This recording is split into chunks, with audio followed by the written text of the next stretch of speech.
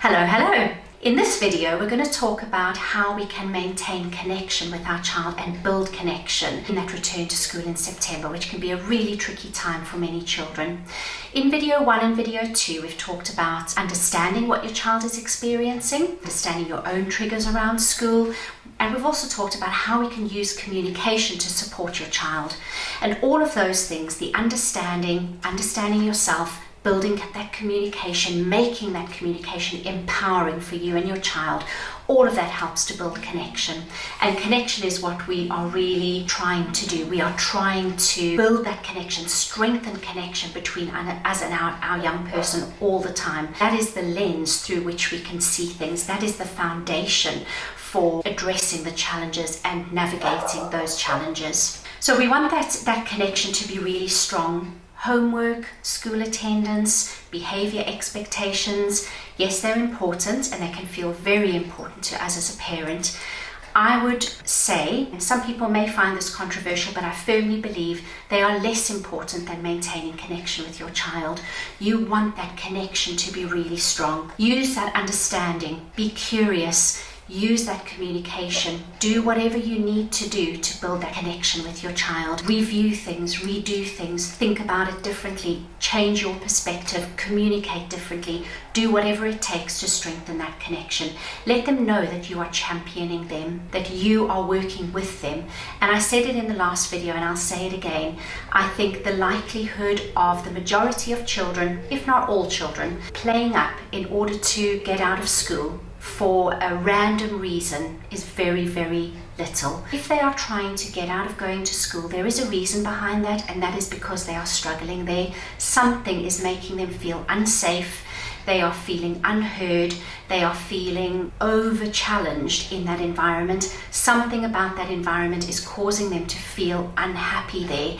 And build connection by working out what that is. I think it's really important to build connection, to work on emotional literacy as well. And we're going to have more about this later on, but emotional literacy to me is absolutely vital. And I think in something that can be really challenging for our young person, building their emotional literacy so that they can talk to us about it, they can express how they're feeling. First of all, that they can recognize for themselves how they're feeling, because sometimes various emotions come out as anger. And if a child who is not necessarily a violent or an angry child becomes aggressive or becomes violent, it can be really scary for them. They don't understand why they are acting in that way, especially if it's a trauma response, especially if their nervous system is triggering a response which is really overwhelming for them. We need to delve deeper with that. We need to help them and support them to recognize what they are feeling. An emotions wheel can help with this, where they can have a look and see, am I feeling aggressive or am I feeling angry because I was lonely at school today? I didn't have a friend to play with. Am I feeling angry because I'm feeling really sad that I'm not with my parents? I've been with them for 6 weeks and now all of a sudden I have to be on my own and I have to navigate things on my own. Help them to delve deeper. Using an emotions wheel is really good because recognition is easier than recall. So when you just say to a child, tell me how you're feeling, that's really difficult for them to find that word to describe it. If they have the opportunity to look at pictures or an emotions wheel or words, or depending on their age, whatever it is, help them to recognize how they are feeling and talk to them about that. Don't put that emotion onto them. Don't tell them, I think you're feeling angry, or I think you're probably feeling sad because mommy's not with you. Don't put that onto them. Let them process that. And it might not come out in the first or the fifth or the 10th conversation. That's okay. Keep talking about it. Even giving them the space and the opportunity to talk will be supportive for them. They may not reach a conclusion straight away. They may not work out how they're feeling or what they can do about it, but they will feel supported. They will know that that connection is strong and they can talk to you about it. Co-regulation is a really important one, and we kind of touched on this in video 1, where I said we need to understand our own emotions. Sometimes when our children become emotionally distressed, we can become really distressed.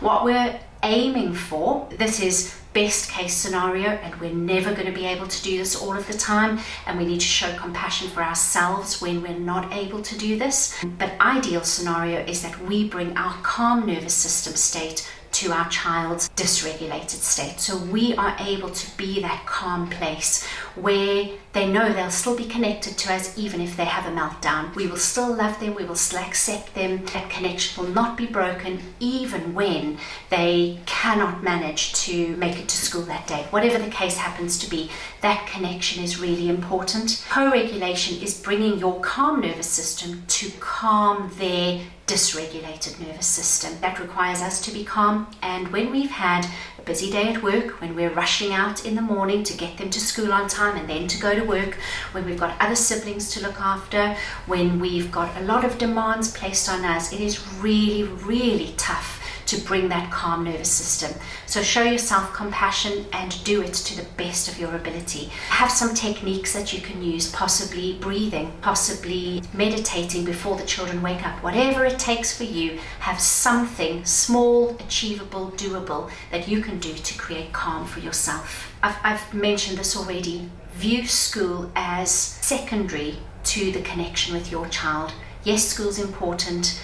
Yes, how they behave is important. Yes, homework is important to a degree. Getting good marks at school is important to a degree. Sometimes we place so much emphasis on those things that we're willing to damage the relationship with our child. And I speak from personal experience here. Those things were, for me, more important than anything else at one point, until I actually could see the damage that was doing to our relationship, and I had to flip that on its head. I had to alter my perspective, and I had to focus on that relationship.